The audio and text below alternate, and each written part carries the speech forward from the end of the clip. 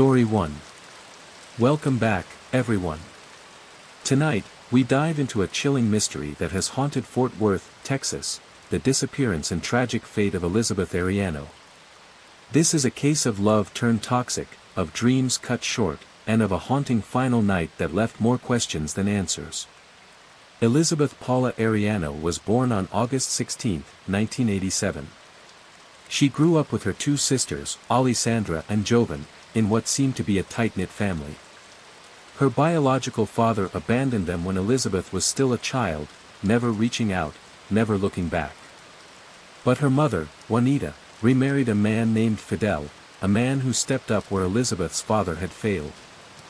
He adopted the girls, raised them as his own, and formed a close bond with Elizabeth, always encouraging her dreams. And Elizabeth had big dreams. She was bright, ambitious, and determined to become a doctor. But life took a turn when she met Rudolph Arellano.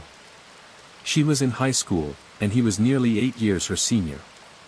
Despite her parents' concerns about the age gap, they saw something in Rudolph that reassured them. He appeared stable, responsible, and devoted. At just 16, Elizabeth married Rudolph, and together they built a family, welcoming 4 children, 3 boys and a girl. But being a stay-at-home mom was never her full aspiration. With unwavering determination, she pursued her education, eventually becoming a paramedic. She planned to go further, to fulfill her lifelong goal of becoming a doctor. A devout Christian, Elizabeth instilled strong values in her children, raising them to be kind, compassionate, and faith-driven. To those who knew her, she was selfless, always willing to help anyone in need. But behind closed doors, her marriage was unraveling. Rudolph's love had turned into possession. His jealousy burned into something dark, something dangerous. He sought to control every part of Elizabeth's life. Over time, his anger grew more volatile, his temper more unpredictable. By the spring of 2016, Elizabeth had reached her breaking point. She packed her things, gathered her children, and walked out. Seeking refuge, she moved back in with her parents. It was a bold decision, one she made not just for herself but for her children. She filed for divorce, determined to free herself from the cycle of control and toxicity. Then, just days later, she vanished without a trace. April 15, 2016, was supposed to be an ordinary night. Elizabeth, needing a break from the stress of her collapsing marriage, decided to go out with colleagues to a local club. It wasn't a wild night, she danced, she laughed, but she didn't drink. She was responsible. She had driven herself there and intended to drive herself home. At around midnight, she left the club. A short drive later, she arrived home and called a friend to let them know she had made it safely. That was the last time anyone heard from Elizabeth Arellano. By morning, Juanita knew something was wrong. Her daughter was missing. Elizabeth wasn't the type to disappear without a word. Rushing outside, Juanita found Elizabeth's car parked in the driveway, unlocked, keys still in the ignition. Inside, her wallet and cell phone sat untouched on the seat. It was as if she had vanished into thin air just steps from her home. Panic set in, and Juanita wasted no time calling the police. Investigators were hopeful at first. There were no signs of a struggle, no blood, no immediate evidence of foul play. But as they began retracing Elizabeth's steps, the story became more sinister. Her phone revealed a barrage of missed calls and text messages from one person, Rudolph. He had been trying to contact her that night, but she never responded. When questioned, he claimed Elizabeth was supposed to bring their children over for the weekend, but she never followed through. He insisted he had no idea where she was. His alibi? He had been drinking at a bar with a friend and went home to sleep. Witnesses at the bar confirmed seeing him, but no one could say for certain where he went after he left. Then, a break in the case. A fisherman came forward with a chilling report. At around 4:30 a.m., he had been casting his line from a highway bridge when he noticed a car pull up. A figure emerged, dragging what appeared to be a large, heavy object. Then, in the dead of night, they hurled it over the bridge into the water below. It made a sickening splash before sinking into darkness. A second witness, a man walking his dog nearby, heard something that sent shivers down his spine, a scream. A desperate, final scream that was swallowed by the silence of the night. With this disturbing information, divers were sent into the water. Hours later, their worst fears were confirmed. A body was found tied to a concrete block, the weight of it ensuring it would never rise to the surface. It was Elizabeth Ariano. What had happened to her in those final moments? Had she willingly met with someone? Had she been forced from her car just outside her own home? One thing was clear, someone wanted her silenced forever. But the question remains, who? Investigators had their suspicions. The jealous ex-husband. The man who had the most to lose from her moving on, from her taking their children away, from her no longer being under his control. But was there enough evidence to prove it? This case is a haunting reminder of how control can turn deadly. How a dreamer, a mother, a healer can have her life stolen in an instant. Justice for Elizabeth Ariano is still unfolding. But one thing is certain, her story will not be forgotten. Story 2. At first, it seemed like Elizabeth had voluntarily ended her life due to family troubles. But the way her body was discovered suggested something far more sinister, murder. The idea of suicide quickly crumbled under the weight of contradicting evidence. An eyewitness came forward, claiming to have seen someone forcibly throwing Elizabeth into the water. Even more compelling, her relatives insisted she had many future plans and would never willingly abandon her children or parents. The most chilling revelation came from the forensic examination. Elizabeth was still alive when she hit the water. A heavy concrete block was tied around her neck, ensuring she would never surface again. She had suffocated, a finding corroborated by a witness who recalled hearing her desperate screams as she was tossed from the bridge. The question remained, who could have committed such an unspeakable act? And why? Robbery was ruled out early on, as none of Elizabeth's belongings were taken. Theories swirled. Perhaps someone had followed her home from a club, or maybe a predator had been waiting for her in the shadows. Then, suspicion fell on someone much closer to home, her ex-husband, Rudolph. He claimed he was asleep at home the night of the murder, but his alibi was weak.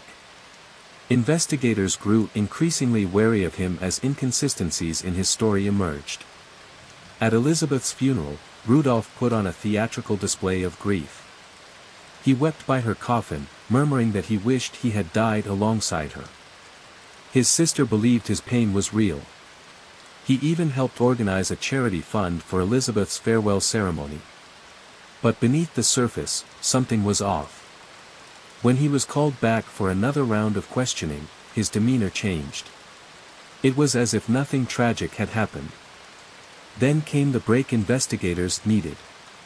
CCTV footage from the night of Elizabeth's disappearance showed a car identical to Rudolph's leaving her parents' home at around 3 a.m. A neighbor confirmed seeing the same vehicle near Elizabeth's residence. More damning still, that car was later spotted near the very bridge where Elizabeth was dumped. Phone records painted an even darker picture. That night, Rudolph had made multiple calls from locations near Elizabeth's workplace and her parents' home. He had also sent her several unanswered texts, seemingly trying to determine when she would be alone. It was becoming clear, Rudolph had been tracking Elizabeth's movements. Eventually, with mounting evidence, authorities arrested him. But the most incriminating testimony came from Elizabeth and Rudolph's eldest son. When investigators showed him the rope used to bind his mother, he recognized it immediately. It had once been in his father's backyard. He also recalled a piece of concrete that had mysteriously vanished after the fence was replaced. Identical chunks of concrete were later discovered in the trunk of Rudolph's car. The truth unraveled. Rudolph had lain in wait at Elizabeth's parents' house. When she arrived, he ambushed her, forcing her into his car. Inside the trunk, the instruments of her murder, rope and concrete, were ready. He drove her to the bridge and, in a final, chilling act, threw her over the edge. Rudolph Ariano was arrested 10 days after Elizabeth's body was found floating in the lake. Despite overwhelming evidence, he maintained his innocence. But faced with the possibility of a death sentence, he eventually cracked. Under legal counsel, he confessed, detailing how he had kidnapped and murdered his ex-wife. At his 2019 trial, Elizabeth's family sat in the courtroom, listening in horror. When their mother's killer spoke, he showed no remorse. He recounted his actions with an eerie detachment, offering neither apology nor justification. The court handed down a life sentence without parole. To Elizabeth's grieving family, it wasn't enough. But in the end, they chose to let go of their hatred, if only to give her children a chance at peace. Today, her parents and sister are raising them, trying to shield them from the weight of their mother's tragic fate. Story 3. On the morning of May 25, 2013, Marshall University was buzzing with celebration. It was graduation day, a moment of pride for students and their families. Mark and Joanna McDermott should have been among the proud parents watching their son, Donald, receive his diploma. Instead, their day took a nightmarish turn, one that would reveal a horrifying betrayal. Mark McDermott was a self-made man, successful and well-respected. Born in Australia in the early 1960s, he was the eldest of 5 siblings, known for his kindness and generosity. His life took a drastic turn when he moved to the United States, where he met Joanna Dunn, a single mother raising a 4-year-old son, Donald. Mark and Joanna quickly married, blending their small family. Despite not being Donald's biological father, Mark treated him as his own, ensuring he never wanted for anything. Their bond seemed unbreakable. Even when Mark and Joanna temporarily separated, Donald chose to stay with his stepfather rather than his own mother. Mark supported Donald financially, paying for his education and living expenses. Donald's future seemed secure, until the morning of May 25, 2013, when everything fell apart. That morning, Joanna made a frantic 911 call. "I shot my husband." The dispatcher pressed for details. "Was it an accident?" "No," Joanna admitted. "We were fighting." By the time police arrived at the McDermott residence, Mark was slumped lifelessly on the living room couch, a book open in his lap. He had been shot 3 times, twice in the head, once in the back. But the crime scene didn't add up. As investigators pieced together the timeline, they uncovered something chilling. Joanna's story began to crumble when, en route to the police station, she made a shocking confession: she hadn't killed Mark. Their son, Donald, had. Joanna revealed the terrifying moments leading up to the murder. That morning, she had returned home from running errands when Donald greeted her at the door, asking her to close her eyes for a surprise. Trusting him, she did. He led her inside, and as she sat down, she heard the ominous click of a gun. When she opened her eyes, she was staring down the barrel of her own pistol. Donald had planned to kill both his parents. But when the gun misfired, Joanna fought back, wresting the weapon from his grasp. Thinking quickly, she told him she would take the blame to protect herself. Donald, shaken, agreed. Investigators found a letter on the dining table, written by Joanna. It was meant for Donald, apologizing for leaving him and explaining she could no longer stay in a loveless marriage. Had Donald forced her to write it? Or had she planned something dark herself? Donald, eerily calm despite the chaos, was taken into custody. As detectives dug deeper, a twisted story of deception and premeditation emerged, one that turned what seemed like a tragic domestic dispute into a cold-blooded execution. But the biggest question remained: why? What could drive a young man to kill the man who had raised him as his own? And was Joanna truly an innocent victim, or was there more to the story? Story 4.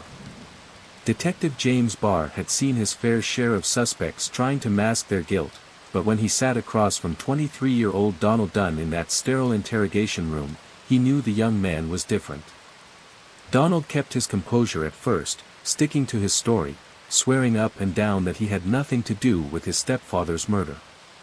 His face was a portrait of controlled innocence, but the moment Barr mentioned Joanna's statements, the facade cracked like thin ice under pressure.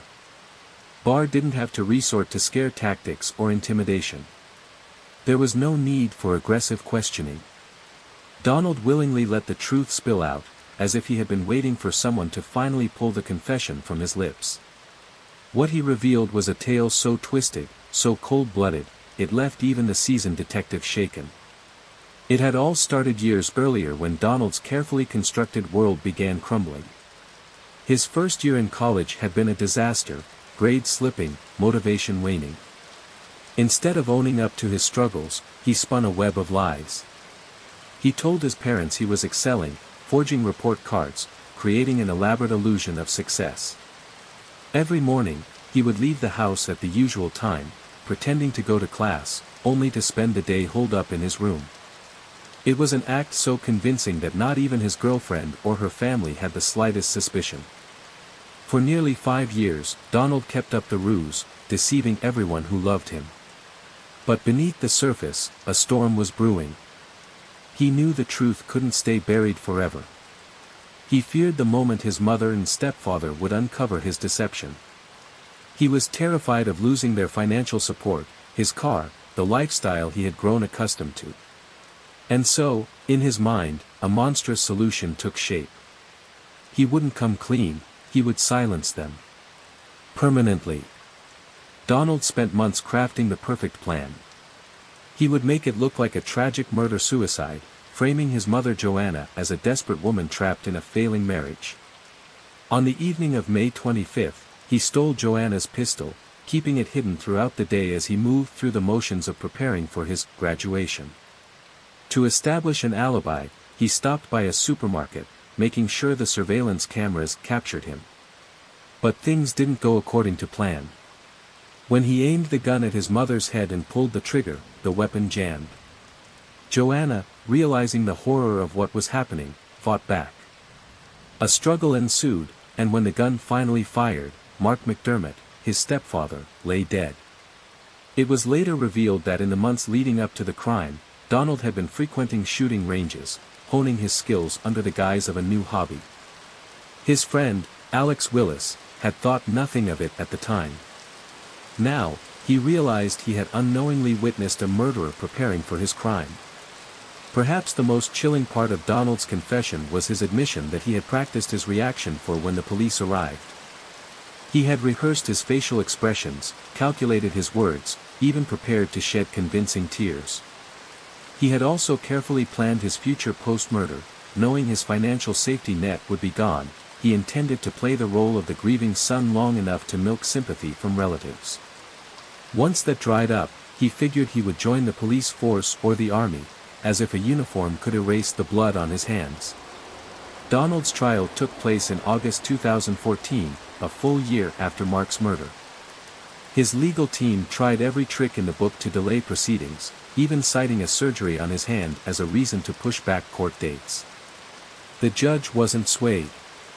When the trial commenced, Mark's sisters traveled thousands of miles from Australia to witness justice being served for the man they had loved. The defense attempted to argue that Donald had been under the influence of drugs at the time of the crime, but there was no evidence to support this claim. It was a weak, desperate attempt to save a man who had coldly calculated the murder of his own parents. On August 14, 2014, Donald Dunn was found guilty of first-degree murder and attempted murder.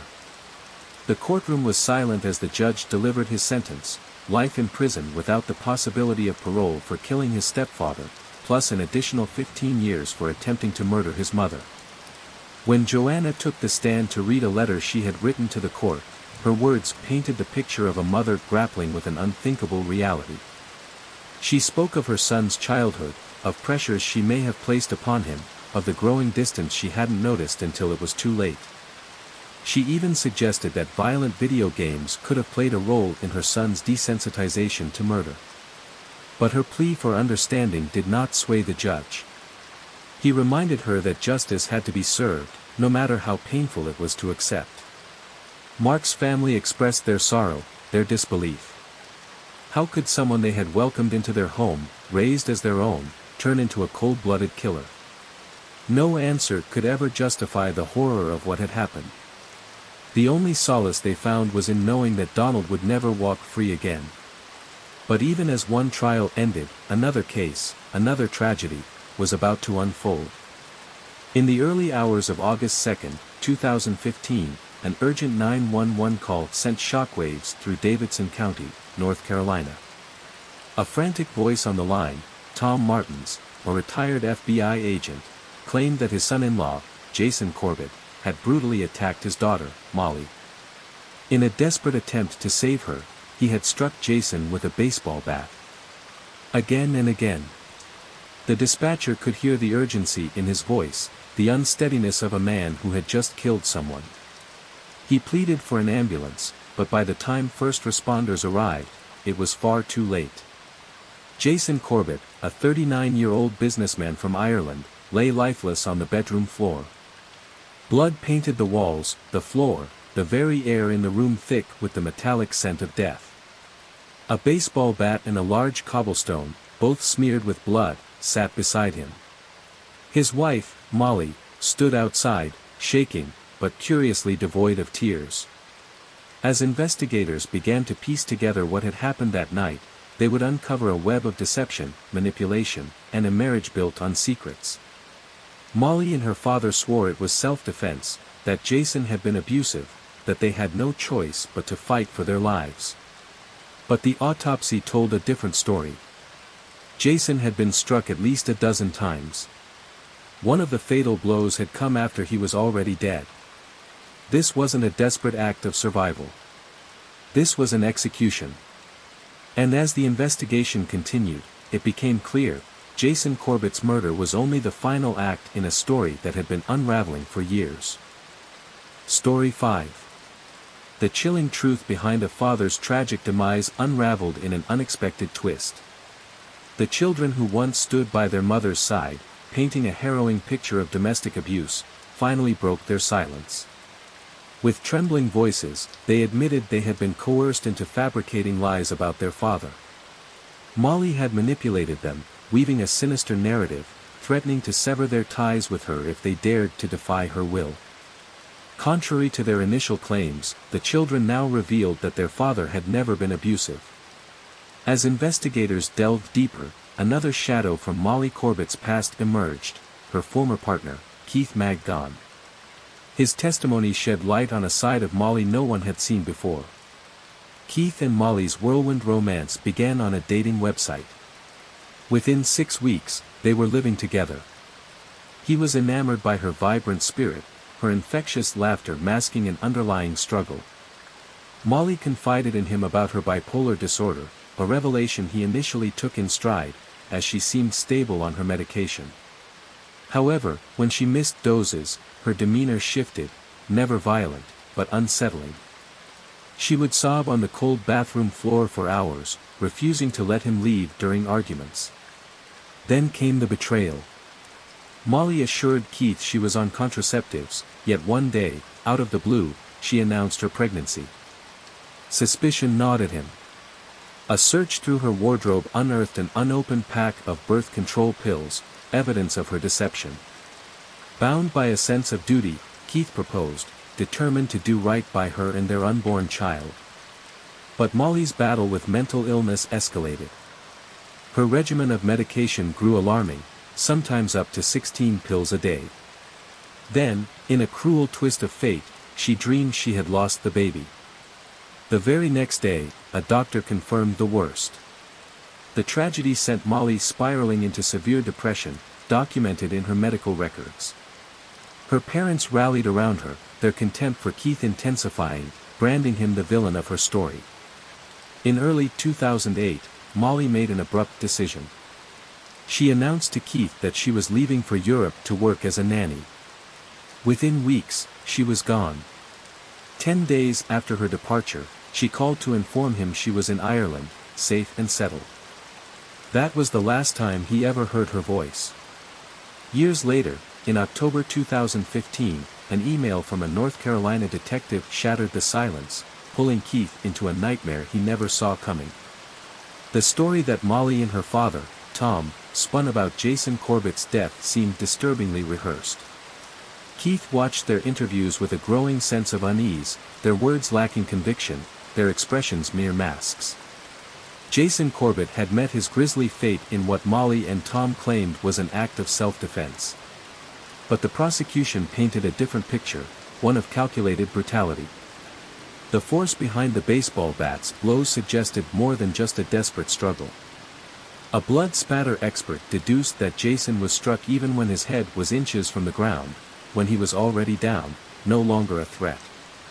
Blood stains on Molly's pajamas placed her close to the carnage. A long, light-colored hair found in Jason's clenched fist hinted at a struggle, though it was never tested. Autopsy findings raised further suspicion. Defensive wounds marred Jason's left hand, but his right, the one Molly claimed he used to strangle her, bore none. Lieutenant Frank Young, who documented the injuries that night, testified that Molly had no visible wounds, only dried blood on her cheek. Yet, in his presence, she repeatedly clawed at her own neck, seemingly attempting to create fresh marks. Tom, too, bore no significant injuries. Paramedic Manda Hackworth, arriving at the scene, noted something chilling: Jason's body was already cold, contradicting Molly's insistence that they had called 911 immediately after he collapsed. The trial unearthed even more damning revelations. Jason had a hefty life insurance policy with Molly as the beneficiary. Records showed he had sent thousands of dollars to her parents over the years, including a staggering $50,000 in 2011 under the pretense of wedding expenses. The jury took only 3 hours to decide: Molly Corbett and Tom Martins were guilty of second-degree murder. As the verdict was read, Molly turned to her mother, her voice laced with regret. "I'm so sorry, but I shouldn't have let him kill me." But the saga was far from over. Just an hour after the trial concluded, a juror's revelation sent shockwaves through the case. Discussions about Jason's guilt had occurred even before deliberations began, an egregious breach of protocol. The defense pounced, filing for a mistrial. Though initially dismissed, they later appealed, citing investigative oversights. A critical detail emerged: blood stains on Tom's shorts, assumed to be Jason's, had never been tested. The defense also argued that Jason's children had been influenced by professionals to retract their initial statements about their father's alleged abuse. In April 2020, the North Carolina Court of Appeals overturned the convictions, granting Molly and Tom a new trial. The Supreme Court upheld the decision. They walked free on a $200,000 bond, their passports confiscated, prohibited from contacting Jason's children. Meanwhile, Jason's children, Jack and Sarah, found solace with their biological aunt in Ireland. Now teenagers, they channeled their pain into purpose. Sarah, just 16, authored books on coping with loss. Their aunt, Tracy Lynch, penned a memoir about her brother, ensuring his legacy lived on. In her book, she wrote, "Deep down, I smile when I realize that Jason has finally returned to the only place he ever truly wanted to be, in the arms of his beloved Margaret." The fight for justice rages on, the echoes of Jason Corbett's final moments refusing to be silenced. And in the corridors of the courtroom, the truth, however elusive, still waits to be fully unearthed. Story 6. For years, Michael Palin and Dawn Breeze projected a sense of normalcy. They lived at Michael's mother's house in Savannah, Georgia, raising their children and blending into everyday life. But behind closed doors, there was a chilling secret, one that had remained hidden for nearly 6 years. It was the summer of 1995 when federal agents finally tracked Dawn to Miami, Florida. By then, she had moved around frequently, as if she were avoiding something, or someone. When the agents contacted her at work to discuss the disappearance of Annie Tane, Dawn's reaction was unexpected. She remained calm, even casually asking how long the conversation would take because she wanted to know if she'd have time to eat. Her lack of emotion unsettled the agents, who had anticipated a much more distressed response. For hours, Dawn's statements aligned with Michael's.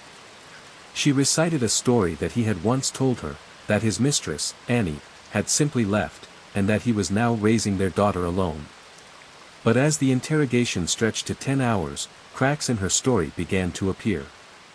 Finally, in a moment of eerie detachment, Dawn lowered her gaze and admitted she was ready to tell the truth. She confessed that on an early morning in November 1989, Michael had urgently called her to his Charleston apartment. When she arrived, she found Annie Tayen's lifeless body sprawled across the living room floor.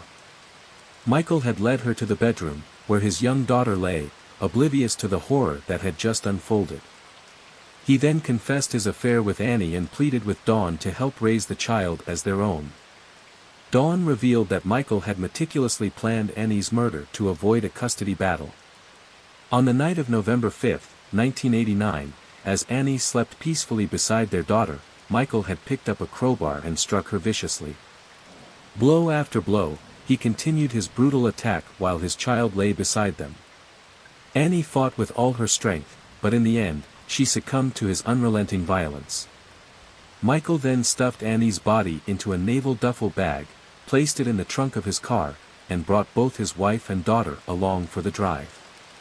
Under the cover of darkness, he drove 100 miles to a secluded roadside location, doused Annie's body in gasoline, and set it ablaze.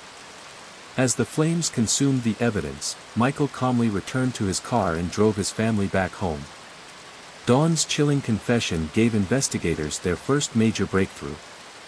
They convinced her to make a monitored call to Michael, bringing up the investigation into Annie's murder. When she told him that Annie's body had been found, Michael's response was damning: "No, they didn't do that." His immediate denial, rather than a confused reaction, was all the agents needed to confirm Dawn's story. Dawn then told Michael that NCIS had found traces of blood in their old apartment and that they needed a plausible explanation. Michael's response: "Okay, we need to work together and come up with something." He didn't ask questions, didn't express shock, he knew exactly what she was talking about. Investigators took Dawn back to the crime scene, disguising her identity to protect her. Inside the apartment, she walked them through the murder with unsettling accuracy.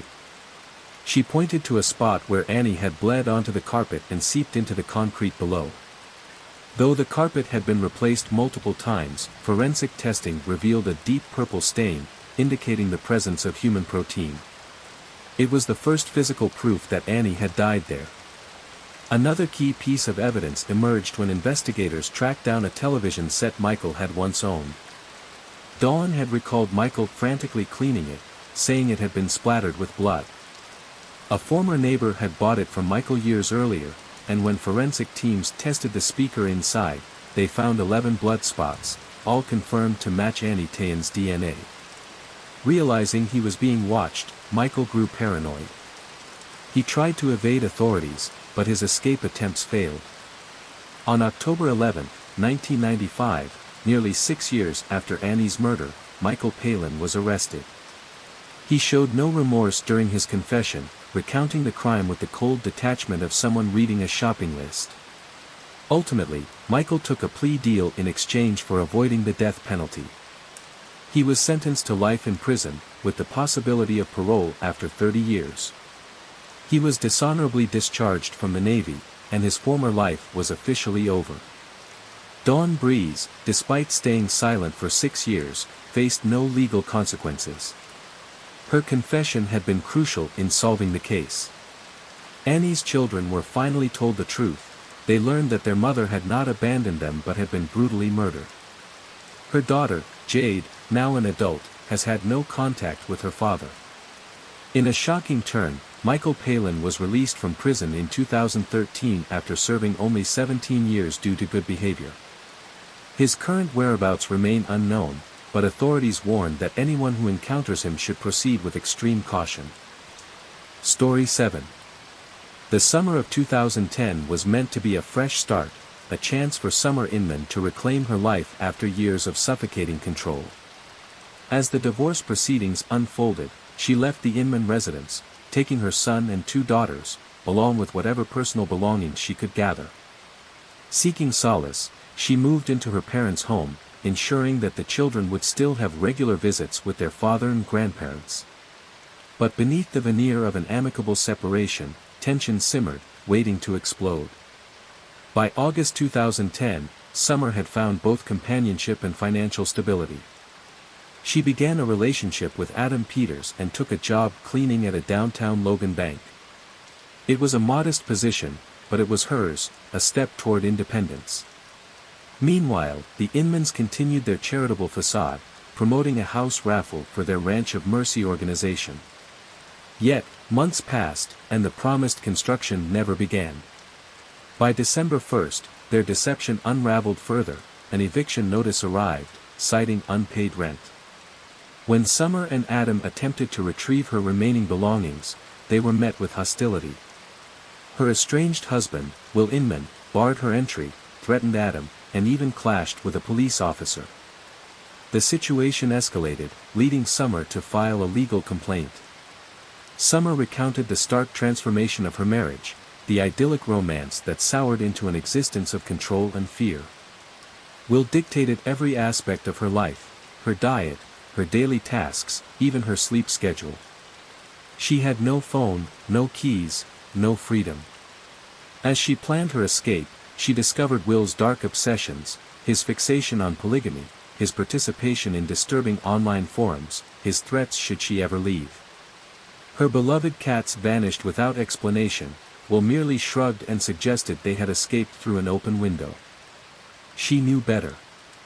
By early 2011, the battle for custody turned vicious. The Inmans branded Adam as a danger to the children, filing police reports and stirring the pot of suspicion. Then, on the night of March 22, everything took a sinister turn. Summer was finishing her shift at the bank, cleaning up after closing time. At around 11 p.m., she stepped outside to take out the trash. She had texted Adam, asking him to meet her, but by 11:30, she was nowhere to be found. Adam arrived at the bank, scanning the dimly lit alley for any sign of her. Then he saw it, her scattered belongings near the dumpster. Her phone. Her keys. Her music player, still playing through abandoned headphones. Her jacket lay crumpled in the grass. A chilling silence hung in the air. Panicked, Adam called Summer's parents. Together, they alerted the police. Eyewitnesses soon came forward. Two women jogging nearby recalled a horrifying scene. A white Ford Crown Victoria pulled up as Summer discarded the trash. Two figures in black balaclavas emerged, seizing her, dragging her toward the car. She screamed, fought, but the attackers overpowered her. A bystander tried to intervene but was swiftly incapacitated with pepper spray by a blonde female driver. Helpless, he watched as the car sped into the night, taking Summer with it. Authorities were initially skeptical. The story seemed too calculated, too dramatic. But as they arrived at the abduction site, the horrifying reality set in. Summer was gone. For 3 days, the town of Logan held its breath. Volunteers scoured the area, praying for a miracle. But hope was fading. A deeper look into the Inman family's movements unraveled a web of deceit. Will, Sandra, and Bill Inman claimed they had been en route to Cleveland that night, yet their own GPS betrayed them. Their white Ford Crown Victoria had been in Logan, right at the scene of the crime. Surveillance footage placed them at a car wash the following morning, meticulously scrubbing the vehicle's interior. A mechanic in Cleveland recalled an odd request from Bill. He wanted to replace his nearly new tires with worn-out ones, a futile attempt to erase any traces. With mounting evidence, the Inmans were taken in for questioning. Hours passed. Denials stacked upon denials. Then Sandra cracked. Her confession spilled forth, a story of abduction, coercion, and a tragic mistake. The plan, she insisted, had never been to kill Summer, only to scare her, to make her listen. But fear turned to panic when Will restrained her too tightly, watching in horror as she gasped for air. "Oh my God, Mom, where's the knife?" he had screamed, desperate to undo what he had done. But it was too late. Summer was gone. On March 29, Sandra led police to the final resting place of Summer Inman. A secluded septic tank near Skenia Faith Church, one of the very churches Bill had helped build, the very place where he and Sandra had exchanged vows. As officers pried open the cover, the grim sight confirmed their worst fears. Summer was still in her work clothes, her body bearing the cruel evidence of her final moments. Her black t-shirt, once just a casual garment, now carried a cruel irony, its slogan reading, "I don't have anger issues. I have issues with idiots." Justice was swift. In 2012, all three members of the Inman family faced the consequences of their actions. Bill and Will received life sentences without parole. Sandra, though remorseful, was handed a life sentence with the possibility of parole after 15 years.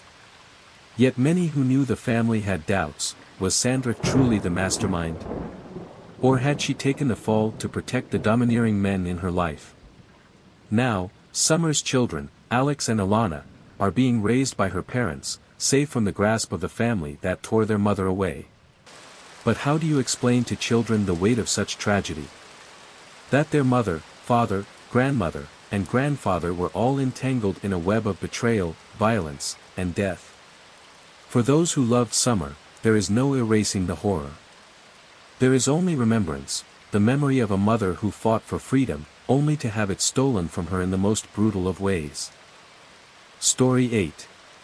Gloria Wagner carried the unbearable weight of grief and fear. The brutal murder of her daughter, Amy, haunted her every waking moment.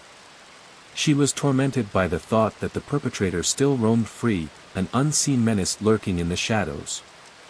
Fear gripped her so tightly that she never left her younger daughters unattended, always looking over her shoulder, dreading that evil might strike again. Even the familiar walls of their home no longer felt safe. The thought of relocating crossed her mind more than once, but financial limitations left them trapped in a house that had become a painful reminder of the tragedy. Amy's friends, too, lived in fear. The horror of her murder spread paranoia through the neighborhood like wildfire. Convinced that the killer could return, they pleaded with their parents to reinforce their homes. Windows were boarded up, doors were double-locked, everyone was on high alert, knowing that a monster was still out there. One afternoon, Gloria returned home, expecting to find her younger daughters back from school. As she stepped inside, an eerie silence engulfed the house. It was too quiet. The air felt thick with a sinister stillness. She glanced at the entryway, her daughter's shoes were neatly placed in their usual spot, yet the house felt abandoned. Panic surged through her veins as she rushed upstairs, each step feeling heavier, each heartbeat thundering in her ears. When she reached their bedroom, she hesitated, afraid of what she might find on the other side of the door. Bracing herself, she pushed it open. To her immense relief, she found them peacefully asleep. The fear, however, never truly left her, it had settled into the marrow of her bones. Time passed, but the wounds remained fresh. Emily, Amy's daughter, grew up never knowing the true horror of that night. She had no recollection of police questioning her or of being told that her mother was never coming home again. Yet, the past was never truly buried. Detectives returned time and time again, reopening wounds that had barely begun to scab over. Gloria reached a breaking point, she just wanted peace. No amount of revisiting the past could bring Amy back. 13 years after Amy Wagner's murder, in 2002, the case took an eerie turn. The Indianapolis Police Department received a bizarre call from a 29-year-old man who claimed Amy had come to him in a dream, revealing details of her death. Though most of the information was already public knowledge, his call reignited interest in the case. Investigators re-examined old leads, particularly individuals who had run into legal trouble over the years. But despite their efforts, the case once again grew cold. Nearly a decade later, in 2011, Amy's friends created a Facebook group dedicated to her memory. What started as an online tribute soon became a beacon of renewed hope. Detective Bill Carter, who specialized in non-homicide investigations, took an interest in Amy's case. Sifting through years of evidence, he noticed something unsettling. Several individuals close to Amy's brother had never been questioned, nor had their DNA been collected. Among those names was Rodney Dink. Rodney had been a childhood friend of Amy's older brother, often seen biking and fishing with him. The Wagner family knew him well, he had been in their home countless times. Yet, he had slipped through the cracks of the initial investigation. When Carter went looking for him, Rodney's mother answered the door, informing him that her son was at work. Carter left his card, requesting Rodney to call him.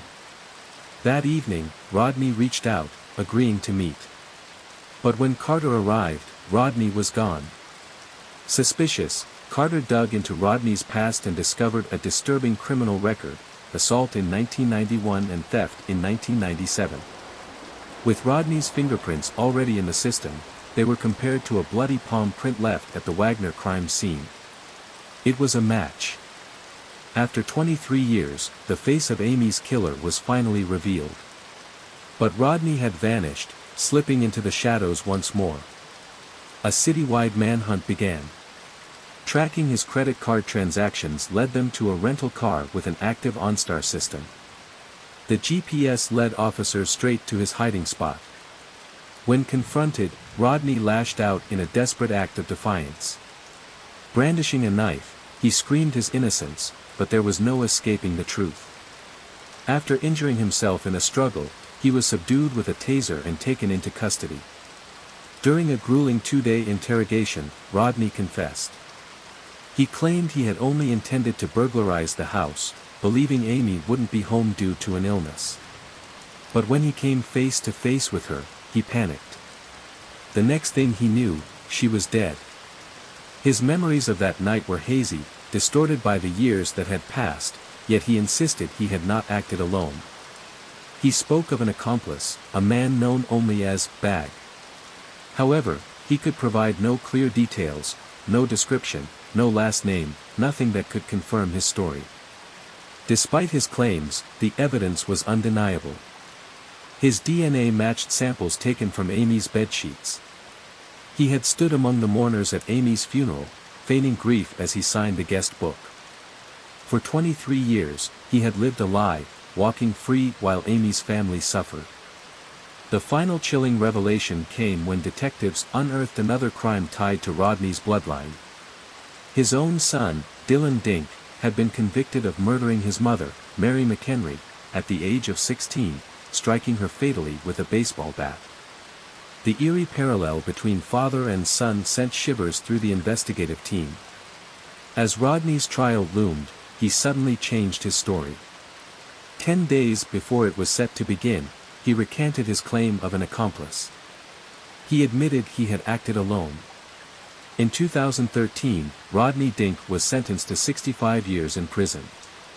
For the Wagner family, justice had finally arrived, but closure remained elusive. To commemorate Amy's life, they gathered together and released 24 balloons, one for each year since she had been taken from them. They expressed their gratitude to Detective Carter, the man who cracked the case in just 12 days, bringing decades of pain to a long-awaited resolution. As for Emily, Amy's daughter, she found a way to move forward. She graduated from her mother's high school, later pursuing higher education and starting a new life in California. But for Gloria, the house that had once been filled with the laughter of her daughter remained both a sanctuary and a tomb of memories. Amy's room remained untouched, now a place where her grandchildren played, new life breathing into a space once suffocated by sorrow. A tragic story had finally found its ending, but for those left behind, the echoes of loss would never truly fade. Story 9. The night before Ronald Vinci's body was discovered was like any other, or so it seemed. But beneath the surface of his luxurious lifestyle, trouble had been brewing. It wasn't until the early morning hours that the truth came to light, revealing a web of deception, desperation, and ultimately, murder. It was in the dead of night when Catherine Pelly made an urgent phone call to the family's longtime gardener. Her voice trembled with distress, insisting that he come to Vinci's residence immediately. By the time he arrived in the morning, an eerie silence filled the grand house. The sight that awaited him would be etched into his memory forever, Vinci's lifeless body wrapped tightly in a sleeping bag, tucked away in one of the guest bedrooms. Tearful and frantic, Catherine begged the gardener for help. She spoke of Ron's lifelong dream, to be laid to rest in the vast embrace of the ocean. She had already purchased a large blue container, intending to transport his body using the millionaire's yacht. But before the plan could be set into motion, the gardener alerted authorities. By the time the police arrived, the container sat ominously in the garage, holding within it the secrets of a brutal crime. The medical examiner's findings painted a horrifying picture. Ronald Vinci, aged 70, had suffered 9 stab wounds to his chest and neck. His skull bore the unmistakable imprint of hammer blows, and in the final act of violence, a gunshot wound to the head had sealed his fate. But the story did not end there. It was only beginning. On the evening of June 27, Vinci had hosted a small gathering at his lavish home. Friends sat around the table, enjoying a meal prepared by Catherine. Drinks flowed, and the conversation turned casual, but an unsettling moment hung in the air. Ron mentioned that his passport and a pistol had gone missing. He also commented that his food tasted strangely bitter, though he brushed it off. Then, something unusual happened. Known for his night owl tendencies, Ron suddenly announced that he was feeling unwell and retired to bed at 7:30 p.m., a far cry from his usual late-night routine. His friends found it odd but eventually left, unaware that this would be the last time they would see him alive. Just hours later, at around 1 a.m., Catherine would later confess to authorities that a drunken Vinci had awoken in a rage. He spewed insults at her, his words cutting deep. As she attempted to evade his fury, he chased her down the stairs, until he stumbled.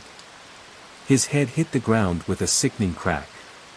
Catherine, trembling, claimed she helped him back to the guest bedroom, cleaning up the blood stains from the stairs. But fear festered in her mind.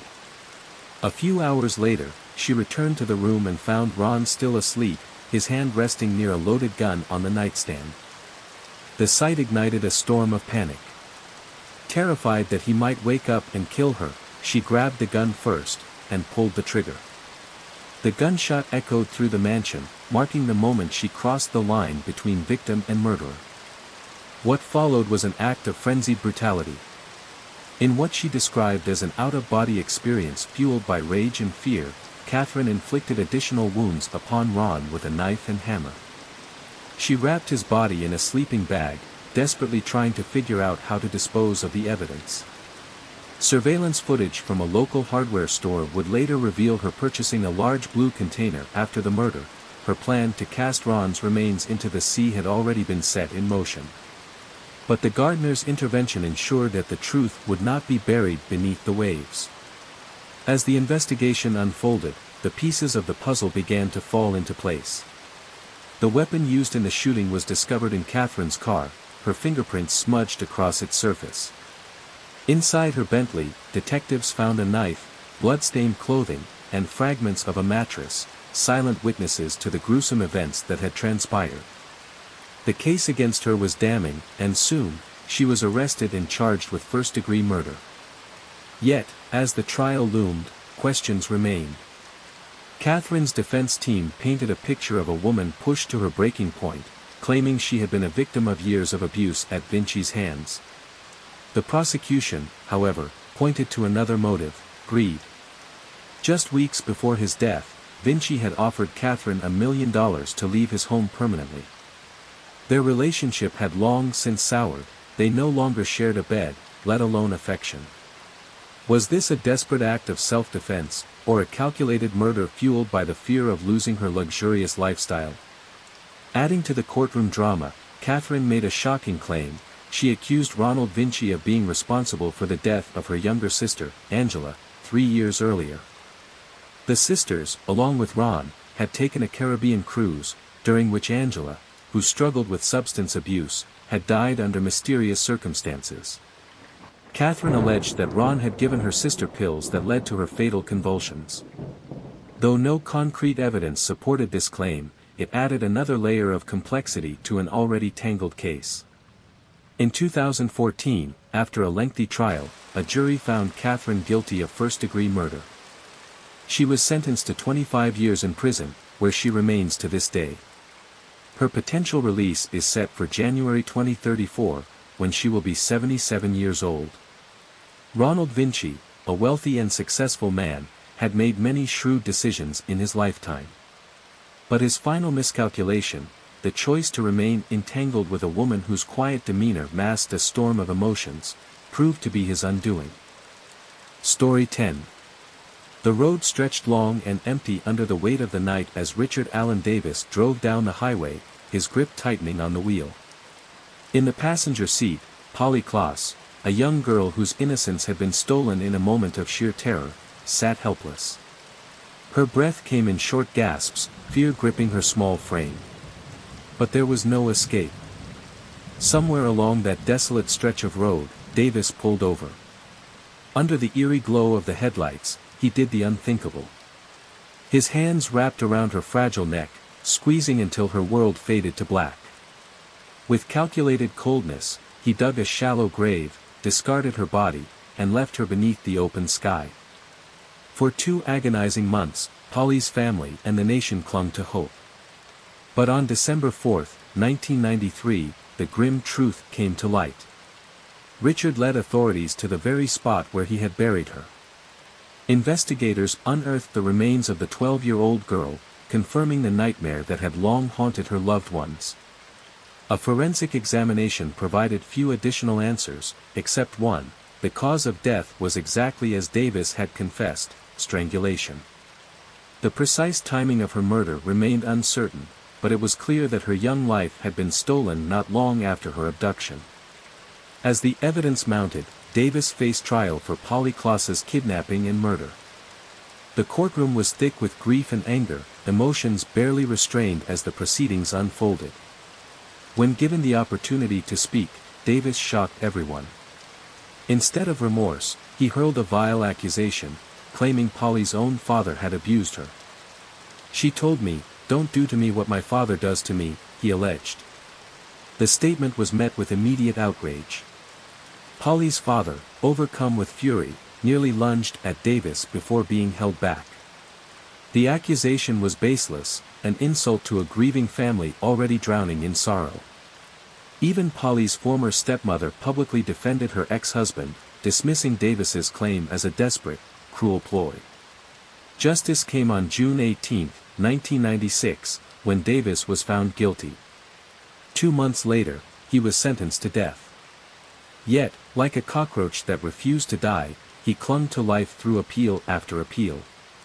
Even a failed suicide attempt in 2006, an overdose in his cell, was not enough to bring his suffering to an end. He was revived, only to continue his existence behind bars. In 2009, his legal team made a last-ditch effort, taking his case to the Supreme Court, but the decision was final: he would face execution. Still, the years dragged on, and Davis remained on death row, a haunting reminder of a justice system that often moves at a glacial pace. But Polly's family holds on to one last hope: that soon, the final chapter in this horrific story will be written, and Richard Allen Davis will finally face the fate he so rightfully deserves. But as one story of horror reached its conclusion, another was just beginning. On the other side of the world, across the Atlantic in Glasgow, Scotland, a chilling discovery awaited. It was September 29, 2006, when detectives entered St. Patrick's Church and stumbled upon a sight so disturbing that it would unravel one of the darkest tales of modern British crime. The body of a young woman was found hidden beneath the floor near the confessional, her tragic fate sealed within the sacred walls of the church. What investigators did not yet know was that this was just the beginning. This murder would lead them to uncover the twisted and brutal life of Peter Tobin, a man whose name would become synonymous with pure evil. Born on August 27, 1946, in Johnstone, Scotland, Peter Tobin was the youngest of 8 children. From an early age, he exhibited troubling behavior, prompting his parents to send him away to a boarding school at just 7 years old. But this attempt to instill discipline failed. By his teenage years, Tobin had already found himself in a correctional facility, setting the stage for a lifetime of crime. As he grew older, Tobin crafted a facade of normalcy, drawing in unsuspecting women with his deceptive charm. He married 3 times, each marriage marred by violence and control. His first wife, Margaret Mount, was only 17 when she fell for him. By 1969, they were married. It wasn't long before she saw the monster beneath the mask, controlling, cruel, and criminal. She fled, divorcing him in 1973. His second wife, Sylvia Jeffrey, met a similar fate. Though they had a child together, she endured relentless abuse and finally escaped in 1976. Decades later, his third wife, Kathy Wilson, would recount the horrors of her time with him, revealing how he had isolated and tormented her until she, too, found the strength to flee. But Peter Tobin was far from finished. With each failed marriage, his brutality escalated. And when he crossed paths with 15-year-old Vicky Hamilton in February 1991, the true depths of his depravity were revealed. The young girl had been on a trip to visit her sister when she vanished without a trace. Her family launched a desperate search, but Tobin had already taken her. He abducted, assaulted, and murdered her, keeping a sickening trophy, her purse, as he disposed of her body in the most callous way possible. He buried her beneath concrete in the backyard of his home, a secret hidden for more than a decade. The case grew cold. Authorities had no idea that they were dealing with a predator who had struck before, and would strike again. Just months later, in August 1991, 18-year-old Dinah McNichol disappeared under eerily similar circumstances. A bright and kind-hearted girl, she was last seen hitchhiking home from a music festival when she accepted a ride from Tobin. Like Vicky before her, she never made it home. For years, these crimes went unsolved. But Tobin's monstrous nature couldn't stay hidden forever. His arrogance led him to commit one final, brazen act, the murder of Angelica Cluck in 2006. Posing as a handyman at St. Patrick's Church, he lured the young Polish student into his grasp, brutally attacked her, and concealed her body beneath the floorboards of the confessional. The chilling nature of the crime sent shockwaves across the country. With forensic evidence linking him to the crime, the walls closed in on Tobin. Investigators soon uncovered the grim truth: he was responsible for far more than just Angelica's murder. When authorities searched his former home, they unearthed the long-buried bodies of Vicky Hamilton and Dinah McNichol. The serial killer had been hiding in plain sight for years, moving from town to town, changing his name, and slipping through the cracks of the system. But now, the truth was out. In 2007, Tobin was convicted of Angelica's murder and sentenced to life in prison. A year later, he was found guilty of murdering Vicky Hamilton and given another life sentence. By 2009, his role in Dinah McNichol's death was confirmed, sealing his fate with yet another life sentence.